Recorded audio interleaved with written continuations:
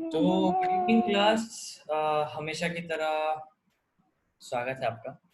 आज हम यूनिट 7 का सेकंड टॉपिक करेंगे जो है टोटल क्वालिटी मैनेजमेंट। और टोटल क्वालिटी मैनेजमेंट समझने के पहले let us go through what we have learned in our previous classes. Fun times, no. Supply chain management क्या था? तो सप्लाई चेन मैनेजमेंट बेसिकली ये बताना मैं इसलिए चाह रहा हूँ क्योंकि supply chain is a part of your business, just a small part of your business. Hindi में बोले तो आपूर्ति श्रृंखला बिजनेस का सिर्फ एक छोटा सा हिस्सा है। पूरा बिजनेस नहीं है, पूरे बिजनेस का एक छोटा सा हिस्सा है जो ये बताता है कि जो कस्टमर के पास सामान पहुंच रहा है वो किस श्रृंखला से होते हुए जा रहा है, उसकी पूर्ति किस श्रृंखला के थ्रू हो रही है, कैसे सप्लाई हो रहा है चीजों का कस्टमर तक। नाउ अब एक बड़ी श्रृंखला होती है, उस बड़ी श्रृंखला को बोलते हैं हम वैल्यू चेन। वैल्यू चेन, आप सप्लाई चेन अलग रखिएगा और वैल्यू चेन समझते हैं थोड़ा सा। वैल्यू चेन कहता है कि जितना आपका सप्लाई चेन है उससे 2 गुना लंबा होगा, जो ये बताता है कि आप किस तरीके से वैल्यू क्रिएट कर रहे हैं अपने बिजनेस में, आपके कस्टमर्स के लिए, आपके एम्प्लॉयज के लिए, आपके सोसाइटी के लिए बेसिकली। पर अगर बिजनेस पॉइंट ऑफ व्यू से देखें तो कस्टमर्स के लिए किस तरीके से वैल्यू जनरेट कर रहे हैं। अब सोचने में ये दोनों बहुत अलग नहीं लगता, पर दोनों में वास्ट डिफरेंस है। वास्ट डिफरेंस इस तरीके से है कि सप्लाई चेन सिर्फ नोट्स देखता है, सिर्फ इंपॉर्टेंट पॉइंट्स। वैल्यू चेन उस पूरे पॉइंट्स को इलॉबरेट कर देती है कि जो मैन्युफैक्चरिंग हो रहा है वो किन रॉ प्रोडक्ट से हो रहा है, और वो जिन रॉ प्रोडक्ट से हो रहा है वहां पे उन लोग कैसे वैल्यू बढ़ा रहे हैं। या अगर और counter intuitive point of view से देखा जाए तो अगर मेरा बिजनेस है आटा बनाने का, तो मेरे बिजनेस का वैल्यू चेन है आटा बनाना। गेहूं कहाँ से आया वो मेरा सप्लाई चेन हो सकता है, वो मेरी आपूर्ति श्रृंखला हो सकती है, पर मेरा वैल्यू चेन है क्या मेरा आटा कस्टमर के लिए वैल्यू क्रिएट कर पा रहा है। और ये जो वैल्यू है ये डिपेंडेंट है कि किस तरह का गेहूं आ रहा है। तो सप्लाई चेन और वैल्यू चेन एक तरीके से इंटरलिंक्ड है। अब दोनों भूल जाओ, अब हम चलेंगे आज के टॉपिक के ऊपर, जिसका प्रेजेंटेशन मेरी एक बहुत अच्छी दोस्त ने बना के दिया है मुझे, क्योंकि जैसा कि आप जानते हैं मेरे पास समय थोड़ा सा कम है। तो अब हम देखेंगे total quality management. Total quality management बहुत ही सिंपलिस्टिक वे में इस तरीके से समझा जाएगा कि जिस वैल्यू चेन की अभी बात हो रही थी, जिस वैल्यू श्रृंखला की बात हो रही थी, वहां पर हमको पूरी क्वालिटी को मैनेज करना है। पूरी क्वालिटी शुरू से लेकर आखिर तक, और उसको कंटिन्यूअसली मैनेज करते ही रहना है ताकि क्वालिटी हमेशा बरकरार रहे और एक सी रहे, स्टैंडर्डाइज्ड रहे। तो हम क्वालिटी से क्या समझते हैं? क्वालिटी को हिंदी में बोलते हैं गुणवत्ता। और क्वालिटी से हम समझते हैं दो तरीकों से समझा जा सकता है क्वालिटी को। पहला कि प्रोड्यूसर की तरफ से क्वालिटी क्या होती है। तो प्रोड्यूसर की तरफ से क्वालिटी होती है कि एक पर्टिकुलर स्पेसिफिकेशन में, एक पर्टिकुलर स्टैंडर्ड्स में अगर रिक्वायरमेंट्स की पूर्ति की जाए तो वो उसके लिए क्वालिटी है। मैं आटा बना रहा हूँ, मेरा आटा जो है वो इतना उसके पार्टिकल्स इतने फाइन के होने चाहिए, और उसका टेस्ट कुछ इस तरीके का होना चाहिए, और उसमें ग्लूटेन बिल्कुल नहीं होना चाहिए। मैं ग्लूटेन फ्री आटा बनाना चाहता हूँ। तो ये मेरी डेफिनेशन है गुणवत्ता की। और दूसरा दूसरा जो पर्सपेक्टिव है इसका, वो है कंज्यूमर का पर्सपेक्टिव, मतलब जो खरीदता है उसका पर्सपेक्टिव। तो खरीदने वाले का पर्सपेक्टिव दो चीजों से डिफाइन होता है। दो कौन सी चीजें हैं वो? एक नीड्स और एक वांट्स। एडवर्ड बोलता है कि कोई भी चीज की ऐसी कैपेसिटी, किसी भी चीज की अगर हम कैपेसिटी इस टर्म्स में देखें कि वो किस तरीके से कस्टमर की नीड्स पूरी करता है, तो हम उसको बोलते हैं कस्टमर की क्वालिटी, मतलब कस्टमर उसको क्वालिटी बोलता है। और गिलमोर बोलता है कि सिर्फ नीड्स नहीं, जो कस्टमर की वांट्स को सेटिस्फाई कर सके वो क्वालिटी। अब नीड्स और वांट्स में बेसिक डिफरेंस क्या है कि वांट मतलब चाह, जो मैं चाहता हूँ, मेरा डिजायर किसी चीज को पाने का, वो मेरा वो मेरी वांट है। पर नीड, पानी मेरी नीड है, which is necessary for me. Something which is absolutely necessary for me, कुछ ऐसी चीज जिसको दोबारा से जिसका सब्स्टिट्यूट नहीं ढूंढा जा सकता, जो मेरे लिए बहुत जरूरी हो। तो ऐसे प्रोडक्ट्स को अगर हम प्रोडक्ट्स को हम इस डिग्री से देखें कि वो कितना लेवल तक किसी कस्टमर की नीड या वांट्स को सेटिस्फाई कर सकते हैं, तो हम उसको बोलते हैं क्वालिटी। कस्टमर उसको बोलता है क्वालिटी। क्वालिटी मैनेजमेंट से क्या समझना है? क्वालिटी मैनेजमेंट मतलब ऑर्गेनाइजेशन के सारे फंक्शन जो डिजाइन से लेकर आखिरी प्रोडक्ट तक जाते हैं और पूरी सर्विसेज से होके जाते हैं, जिससे कस्टमर की नीड्स और वांट सेटिस्फाई हो सके और कस्टमर को एकदम अंतिम सुख मिल सके, अल्टीमेट सेटिस्फैक्शन।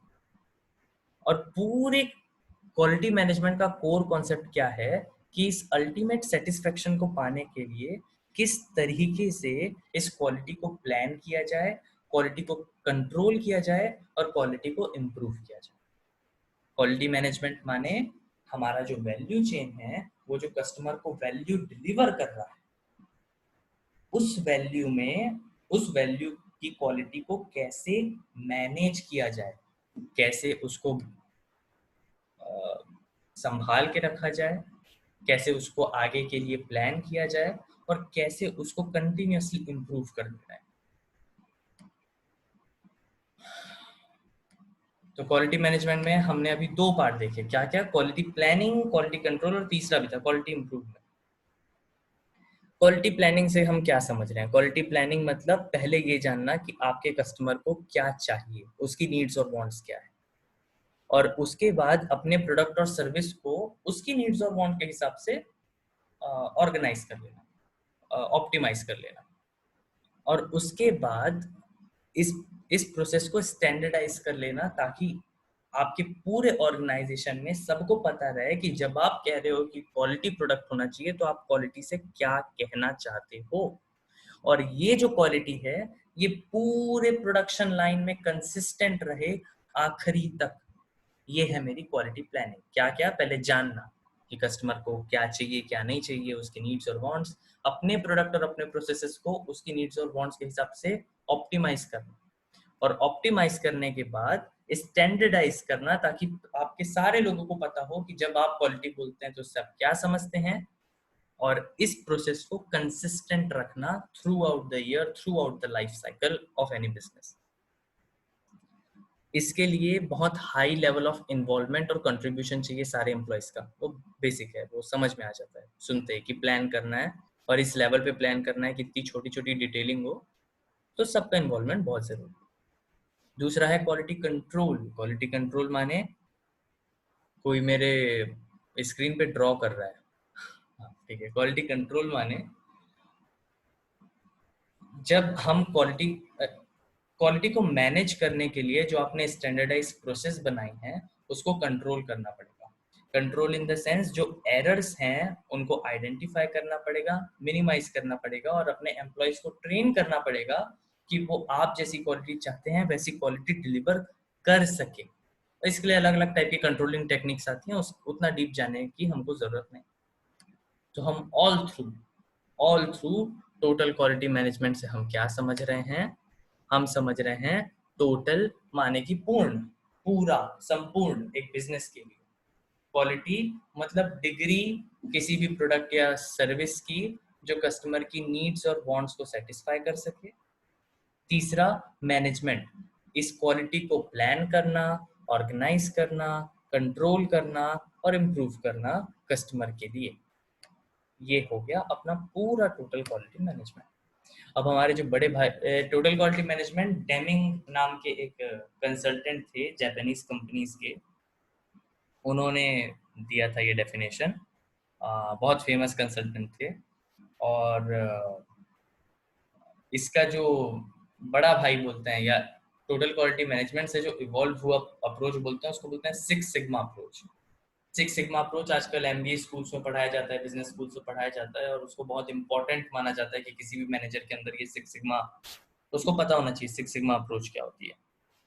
कुछ लोग बोलते हैं टीक्यूएम बेटर है 6 सिग्मा से, कुछ लोग बोलते हैं 6 सिग्मा बेटर है टीक्यूएम से। उस डिबेट में जाने की जरूरत नहीं है, बट जनरल नॉलेज की। तो बड़े भाई लोग ने टीक्यूएम को क्या बोला, जो हमने अभी टोटल क्वालिटी मैनेजमेंट का बड़ा रूप पढ़ा वही बोला। क्या बोल रहे हो? वो बोल रहे हैं कि एक ऐसी मैनेजमेंट की अप्रोच जो पूर्णतः सिर्फ और सिर्फ अपने मेंबर सेंटर क्वालिटी की तरफ सेंटर्ड हो, और सारे मेंबर्स के पार्टिसिपेशन की तरफ एम करे, जिससे लॉन्ग टर्म सक्सेस मिले। सक्सेस कैसे मिले? कस्टमर सेटिस्फेक्शन के थ्रू, जिससे ऑर्गेनाइजेशन के सारे मेंबर्स को फायदा हो और सोसाइटी को भी।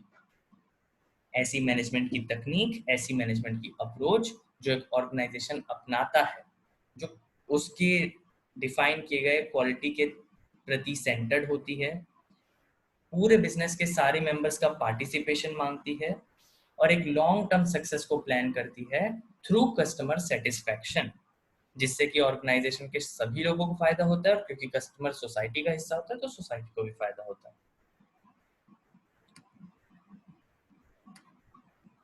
क्या क्या कैरेक्टरिस्टिक्स हैं टीक्यूएम के? बेसिकली जो भी अभी तक बताया गया है उससे कैरेक्टरिस्टिक्स समझे जा सकते हैं। जैसे कि क्या? जैसे कि एक मैनेजमेंट अप्रोच है, कंसिस्टेंट है, प्लानिंग, स्ट्रेटेजिक प्लानिंग और थिंकिंग बहुत ज़रूरी है, कस्टमर की तरफ फोकस्ड है या कस्टमर की तरफ ओरिएंटेड है, सब लोगों का पार्टिसिपेशन चाहिए, मतलब टीम वर्क चाहिए, लगातार इम्प्रूवमेंट चाहिए क्वालिटी में, नहीं तो कोई दूसरा पर्सन आएगा दूसरे बिजनेस के साथ अच्छी क्वालिटी के साथ और तुम्हारा बिजनेस ठप कर देगा। और वो जो पूरी क्वालिटी इम्प्रूवमेंट है उसमें सारे एम्प्लॉयज़ का योगदान होना चाहिए, और हर कोई, और ये बहुत इंपॉर्टेंट कैरेक्टरिस्टिक है, हर कोई ये जो क्वालिटी को मैनेज करने के लिए जो सक्सेस है उसके प्रति रिस्पॉन्सिबल होता है।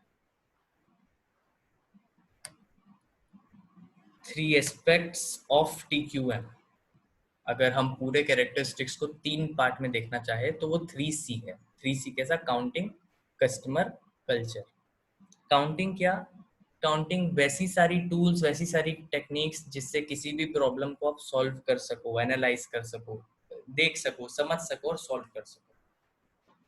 कस्टमर, आपका जो क्वालिटी का डेफिनेशन है वो कस्टमर ओरिएंटेड हो, और कस्टमर जो है वो आपके पूरे बिजनेस का सेंट्रल ड्राइविंग फोर्स है, क्योंकि कस्टमर को सेटिस्फेक्शन जितना मिलेगा आपका बिजनेस उतना बड़ा होता जाएगा। और कल्चर, क्योंकि आप एक स्टैंडर्डाइज क्वालिटी की बात कर रहे हैं तो ये जरूरी है कि आपके पूरे एम्प्लॉयज उस शेयर्ड वैल्यू में विश्वास रखते हैं, और जो उनके लीडर कहते हैं उन पे विश्वास रखते हैं, और इस तरीके से वो क्वालिटी को सपोर्ट कर सकते हैं। हम कैरेक्टरिस्टिक्स को 3 पार्ट में देख चुके हैं, काउंटिंग, कस्टमर्स, कल्चर। इसके बाद का 8 स्लाइड और बचा है, तो अभी के लिए मैं रिकॉर्डिंग को पॉज कर रहा हूं ताकि मैं क्वेश्चंस ले सकूं अगर हो तो रिकैप ये है टीक्यूएम का कि टोटल क्वालिटी मैनेजमेंट जो है वो एक तरह की मैनेजमेंट प्रोसेस है जो एक ऑर्गेनाइजेशन अपनाता है, कस्टमर सेंट्रिक होती है, पूरी की पूरी डेवलप इसी तरीके से होती है कि वो कस्टमर की नीड्स और उसकी वांट्स को सेटिस्फाई कर सके, और इस नीड्स और वांट्स को सेटिस्फाई करने के लिए जो एक पर्टिकुलर क्वालिटी चाहिए आपको प्रोडक्ट और प्रोसेस की, उसके लिए आपको पूरे ऑर्गेनाइजेशन के सभी एम्प्लॉयज का पार्टिसिपेशन भी चाहिए और अकाउंटेबिलिटी भी चाहिए, मतलब उनके ऊपर किसी तरह का क्या बोलते हैं, वो अकाउंटेबल हो क्वालिटी को लेके। मतलब उनको आप बोल सको कि अगर क्वालिटी खराब है तो उनको आप कह सको कि भाई क्वालिटी खराब है, और वो बोले कि हाँ शायद मेरी गलती होगी, मैं ठीक करता हूँ। तो हर एक पर्सन पूरी ऑर्गेनाइजेशन का उस क्वालिटी के प्रति बिलीफ रखता है, ऐसे टूल्स और टेक्निक्स को काउंट करता है जिससे वो किसी प्रॉब्लम को एनालाइज कर सके, समझ सके और सॉल्व कर सके, अपने कस्टमर्स को समझता है और ज्यादातर अपने कस्टमर को अच्छा क्वालिटी देने की कोशिश करता है, और बिजनेस कल्चर को इम्प्रूव करते रहता है ताकि। सौरभ साहू बोल रहा है मेरा गया, कोई बात नहीं। जो पूरी क्वालिटी के फिलॉसफी पे बिलीव करे और साथ ही साथ उसको प्रमोट करे, यह है 3 एस्पेक्ट टीक्यूएम के। अब हम आगे देखते हैं, तो आगे प्रिंसिपल्स हैं, 8 प्रिंसिपल्स हैं टीक्यूएम के। इसको आप जोड़ के 5 भी कर सकते हो, पर 8 के तरीके से याद रखो। ये पूरी डेफिनेशन से निकले हुए हैं, और इसलिए कभी भी जब कभी भी प्रिंसिपल्स पूछा जाता है तो घबराने का नहीं, अपनी डेफिनेशन को तोड़ के उसको पॉइंट बार लिख देने का, और उस पॉइंट्स के अंदर कुछ भी कुछ जो समझ आ रहा है उसको सोच के भर देने का। पर ये पेपर के लिए, ये आपको जिंदगी में समझने के लिए बहुत इंपॉर्टेंट है। तो पहला प्रिंसिपल है फोकस ऑन कस्टमर। हम बार बार ये बात कर चुके हैं कि पूरी प्रोसेस जो है क्वालिटी मैनेजमेंट की वो कस्टमर सेंट्रिक है, क्योंकि क्वालिटी को हम प्रोड्यूसर की नज़रों से नहीं, कस्टमर की नज़रों से देखते हैं कि क्या वो प्रोडक्ट या जो पूरी प्रोसेस से वो प्रोडक्ट निकल रहा है, क्या हम उसमें किसी भी तरीके का ऐसा इम्प्रूवमेंट ला सकते हैं जिससे हमारे एंड यूजर, हमारे कस्टमर को और ज़्यादा सेटिस्फेक्शन। जैसे कि डेरी मिल्क बनाते बनाते नहीं रुक गया, उसने बोला कि नहीं नहीं चलो मैं डेरी मिल्क के चॉकलेट लेयर के अंदर वेनिला का लेयर और भर देता हूँ, और wow, the product is amazing. It is a it is regular continuous improvement on the existing quality that you are providing your user. So पहला पहला प्रिंसिपल कि आप अपने कस्टमर की तरफ फोकस्ड होते हैं। दूसरा, एम्प्लॉय का इन्वॉल्वमेंट। सबसे ज्यादा जरूरी प्रिंसिपल कि आप क्वालिटी को तभी मेंटेन कर पाएंगे जब आपके ऑर्गेनाइजेशन के सभी लोगों का हाथ और दिमाग उस क्वालिटी की तरफ काम करता है। इसलिए एम्प्लॉय का पार्टिसिपेशन और इन्वॉल्वमेंट बहुत जरूरी है। तीसरा, प्रोसेस सेंटर्ड। आप प्रोडक्ट के बारे में नहीं सोचते ज्यादा, क्योंकि आपने प्रोडक्ट डिफाइन कर लिया, आपने प्रोडक्ट डिजाइन कर लिया एक बार, पर आप उस प्रोसेस के बारे में सोचते हैं जिस प्रोसेस से प्रोडक्ट डिलीवर हो रहा है एंड कस्टमर तक। और हमेशा ये सोचते हैं कि इस प्रोसेस में ऐसा क्या किया जा सकता है कि हमारे एंड प्रोडक्ट की क्वालिटी बढ़ जाए। चौथा, इंटीग्रेटेड सिस्टम। ये मानना बहुत जरूरी है, ये जानना बहुत जरूरी है कि आपका पूरा ऑर्गेनाइजेशन, बिजनेस, आपकी सोसाइटी, आपका कस्टमर, आपके एम्प्लॉयज, प्रोसेस, प्रोडक्ट, ये सब एक इंटीग्रेटेड सिस्टम की तरह काम करते हैं। और आप किसी भी जगह की अगर क्वालिटी बढ़ाएंगे तो ऑल ओवर एफिशिएंसी और क्वालिटी अपने आप बढ़ती है। पांचवा, स्ट्रेटेजिक और systemic approach. Systematic approach. Systematic से हम क्या समझते हैं? अगर मेरे को इस फोन, अगर मेरे को इस माउस की क्वालिटी बढ़ानी है,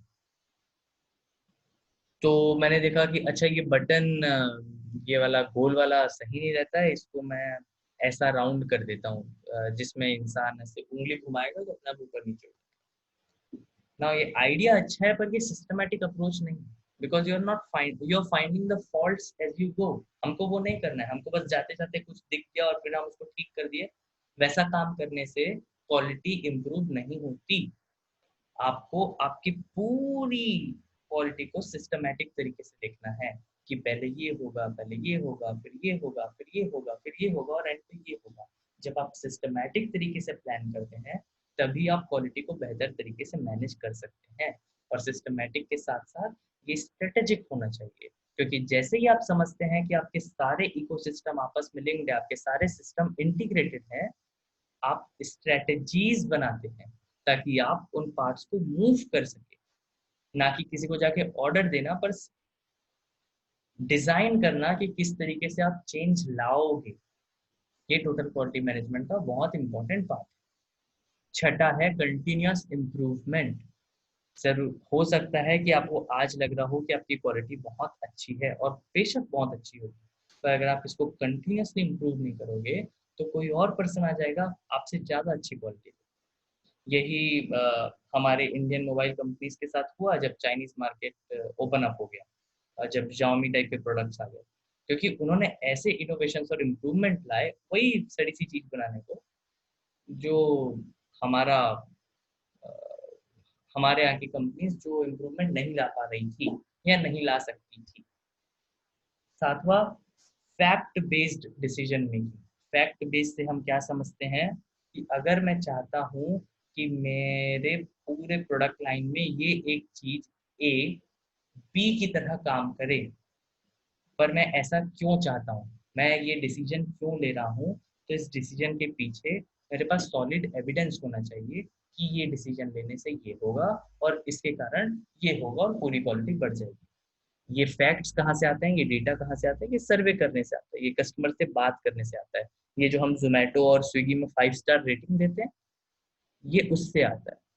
आपको आपके डिसीजन समझ आते हैं कि आप जो डिसीजन ले रहे हैं उसका असली इम्पैक्ट क्या हो। और 8वां है प्रिंसिपल कम्युनिकेशन। आप कस्टमर की तरफ फोकस्ड हैं, आप सारे एम्प्लॉयज को इन्वॉल्व कर रहे हैं, पर जब तक आप कम्युनिकेट नहीं करेंगे अपने डिसीजंस को, अपने प्लान्स को, अपने स्ट्रेटेजीज को इन सारे लोगों के साथ, तब तक आप क्वालिटी को मैनेज नहीं कर सकते। कॉमन सेंस, अगर मैं तुम लोग को नहीं बताऊं कि टेस्ट में कैसे अच्छे मार्क्स लाने हैं, और तुम लोग को बस पढ़ाता रहो और सोचो कि पढ़ने से तुम्हारे टेक्स्ट मार्क्स की क्वालिटी बढ़ जाएगी, तो वो फैक्ट बेस्ड नहीं है, और मैंने शायद इफेक्टिवली कम्युनिकेट नहीं किया जो मुझे करना चाहिए। हाँ, ये सब मैंने पढ़ा दिया। एलिमेंट्स ऑफ टीक्यूएम,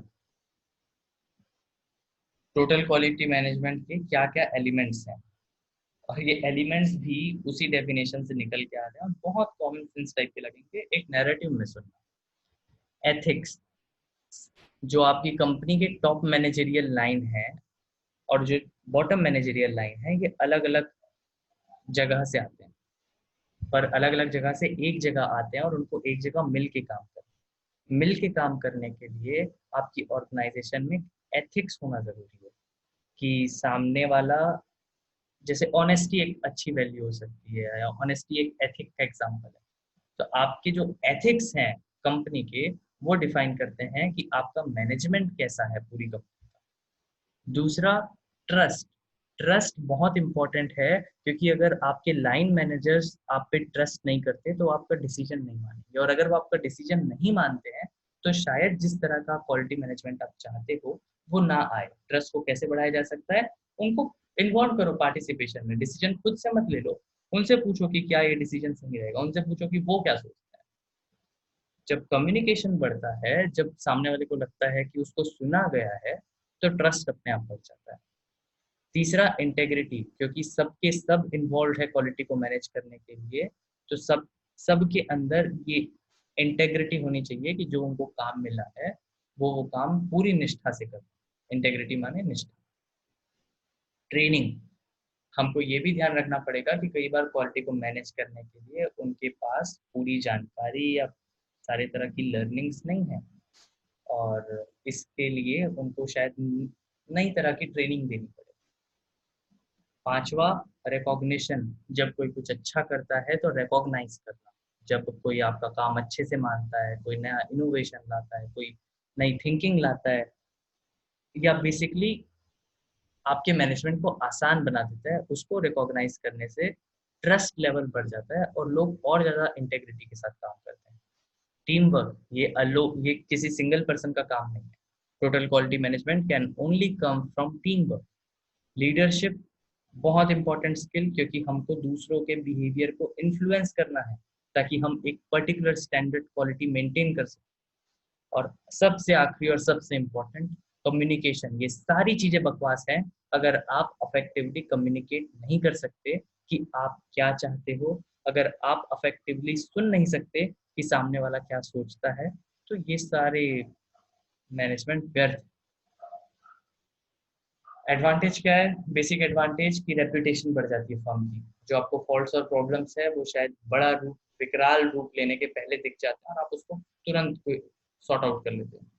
दूसरा, क्योंकि आप लोगों को इंटीग्रल पार्ट बना लियो डिसीजन मेकिंग प्रोसेस का, क्योंकि लोग इंटेग्रिटी महसूस कर रहे हैं अपने काम के साथ, निष्ठावान है, तो उनका मोरल बढ़ा रहता है, उनको काम करने में मजा आता है, उनको काम करना अच्छा लगता है, और वो ज्यादा से ज्यादा रिस्पॉन्सिबिलिटी लेना चाहते हैं, रिस्पॉन्सिबल होना चाहते हैं अपने काम को लेकर, अपने टीम के साथ इफेक्टिवली कम्युनिकेट करना चाहते हैं, और सारे तरह के डिसीजन मेकिंग में पार्ट लेना चाहते हैं। तीसरा, जो कॉस्ट है वो कम हो जाता है, क्योंकि वेस्ट जो है वो कम हो जाता है, क्योंकि आप फॉल्ट्स और प्रॉब्लम्स को तुरंत स्पॉट करके सॉर्ट आउट कर दे रहे हो, और आपके जो इम्प्रूवमेंट की स्ट्रेटेजी है, जो आपकी इनोवेशन की स्ट्रेटेजी है, वो भी स्ट्रीमलाइन है। Disadvantage, introduction cost.